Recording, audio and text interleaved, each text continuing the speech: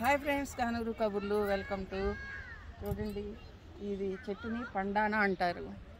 చాలా హైట్ పెరుగుతుంది. దీని రూట్స్ వచ్చేసి మధ్యలో నుంచి వస్తాయన్నమాట.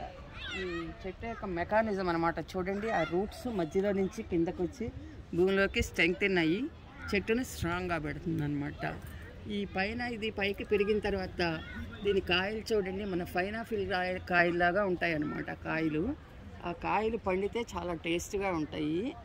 మొన్న మా ఫ్రెండ్ తీసుకొచ్చింది ఈ మొక్క జస్ట్ ఒక 5 feet మొక్క తీసుకొచ్చింది.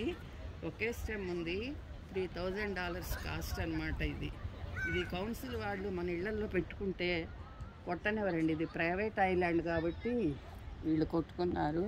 అదే మనకి ఇళ్లల్లో పెట్టుకుంటే దాన్ని కొట్టాలంటే పర్మిషన్ తీసుకోవాలి కౌన్సిల్ దగ్గర. ఫ్రెండ్స్ చూడండి, ఇది ఇట్లా వీళ్ళు దీన్ని ఎంత పర్యావరణాన్ని అభివృద్ధి చేస్తారు.